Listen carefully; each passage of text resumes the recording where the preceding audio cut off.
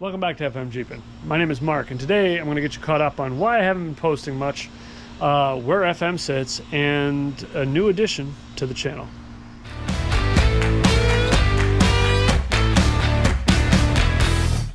So when I last left you, I was putting the 205 in FM. I think I still had to do the skid plate, the shifter and center console, and then the rear support for the transfer case. Now those are all done.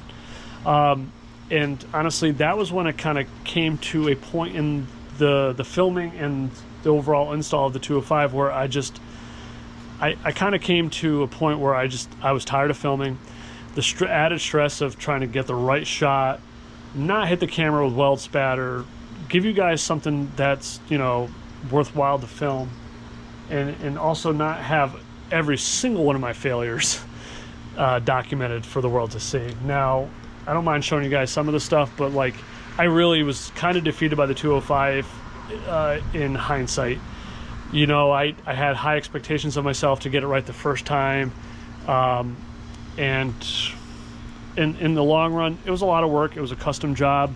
It's in there. It's good to go, but it was a battle. And honestly, I was a little defeated. So that's why I just didn't film much. For those who have done YouTube or understand what goes on behind the scenes, documenting car stuff for camera is painful.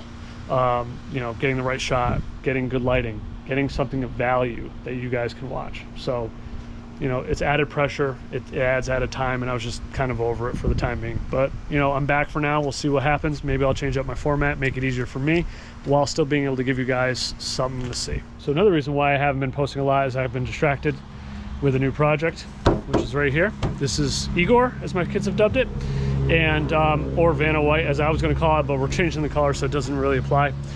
This is a 2004 Chevy Express 3500 van. I bought this running and driving from a one-person owned company. He did a carpet company. He ran out of the back. This is ideally what I wanted. Outside of it being a pedo van, as my wife calls it, I wanted the extended cargo area for camping. I wanted the 6-liter for the towing, and I wanted the 4L80 for the transmission, to feel comfortable with the transmission. And I was able to get all of that. This thing was a bit of a mess, and it still is a work in progress. Obviously, it's got the Chevy, the factory standard chipping Chevy white paint. The Northeast rocker rust, which I'm in the process of fixing. I did the section back here. Still have to do under the doors. I was able to clean up the inside tremendously. Also sound deadened all the walls. Did the headliner. Redid the seats. These are new skins with new seat cushion, lower seat cushions. Fantastic. Added some heated seats for later. Bougie. This is still a work in progress, but I have a screen, GPS, backup camera, dash cam as well. Added up here the awning for the camping. It has lights built into this thing. This thing's pretty cool. I can't wait to use it. It's an ARB touring awning. Has LEDs built in. We'll keep the rain and sun off me. So we go in here, installed a removable quick remove second row seat for the kids, or if I need extra storage, I can pull these seats out pretty quickly. I got my metal for the bed. I'm going to be doing a Murphy bed on the side, which will fold up out of the way, so I can still use the van for projects at home, anything large that I want to move around. I'm going to be building some cabinets on the side here with a little sink. Got my refrigerator and movable portable AC unit thing back there. So I'm not necessarily sure if I'm gonna showcase all that on the channel. Let me know if that's something you guys would be interested in, and I'll do what I can to film. And on to this hot mess. So we took FM out to Field and Forest, eyes wide open, ready for anything, fresh off the 205 install, and quickly found out that I'm gonna have to change my driving style. In low, this thing digs. It just ruts out everything. So, I've realized, put it in low, get it on the obstacle, pick my line and just let it do its thing. If that's not enough, change some of the gearing. If that's not enough, then I can go to throttle. So I have a learning curve, which was to be expected. Some quick takeaways from the shifting aspect is shifting this thing is not fun. It's not very smooth, and it binds a little bit more than I would have liked. However, I do know I still have to break this thing in. It's a fresh install. I still need to learn how to shift it a little bit better, kind of find its sweet spots and everything. But I'm excited to see what the rest of the season looks like. All right, so enough talking. Let me do some showing. I took the stock gear shifter from right here and moved it over to where the 231 shifter would be. And then I also modified the gate so that way if I'm in first, I can throw it right into reverse, and it will stop at reverse if I need to. It doesn't interfere. It goes through the full cycle of stuff. It is close, but it doesn't interfere. I don't hit my hand. So far, this worked really well on the trail. I have my gear shifters for the transfer case right here. I got my case high-low, front high-low, rear high-low. These do bind a little bit, which is why I don't like shifting it too much. I like to find my gear and stick with it.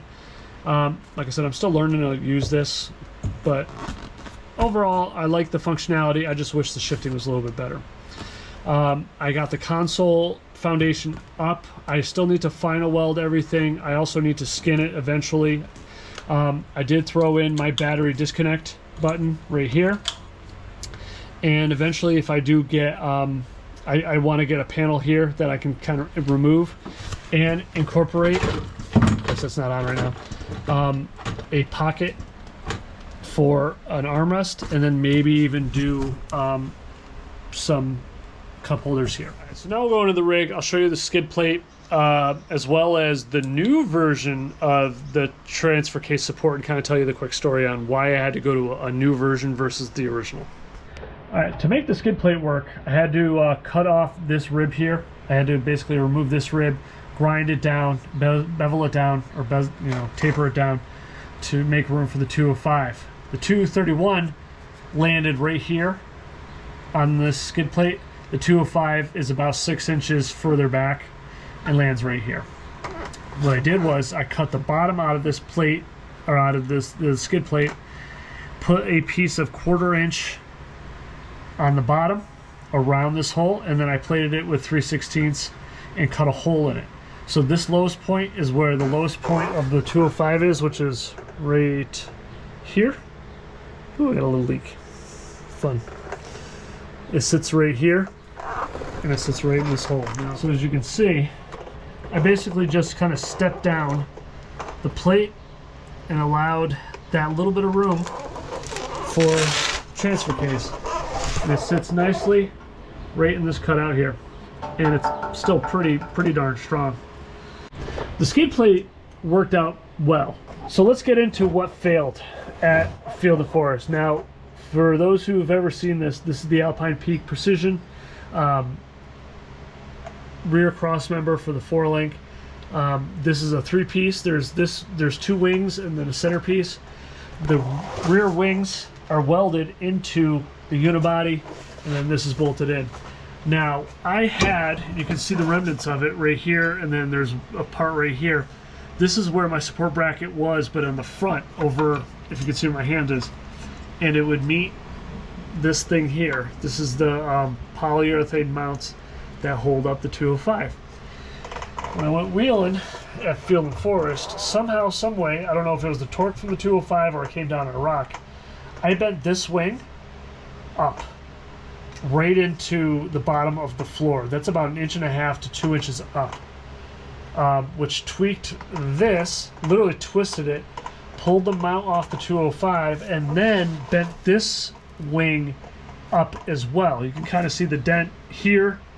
It's hard to see the dent here. You can see like the wear marks.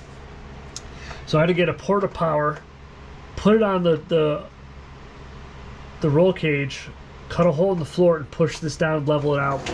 I had to cut the wings off re-weld it in, and then weld in some fish plates to hold this in a little bit more. I also, it's hard to see, I took some tube, put it on the flat spot of the wing, and tied it into my seat bracket. Oh, I gotta finish welding that. And I'm also gonna have to do something to the other side as well. The only downside to this is that my exhaust is in the way. So I might use the top of the lower control or the upper control arm bracket as kind of a landing spot for support. So going back and editing the video, I realized I never showcased the crossmember bracket, and this is what I came up with. It's a 3-piece unibody to unibody rail crossmember bracket, so that way it's easy to take out, and it also takes the strain away from the rear crossmember for the suspension. I also tore the envelope crap out of the front end, destroyed the header panel there, destroyed the header panel here. The headlights fell out, so I'm kind of toying with redoing the front bumper.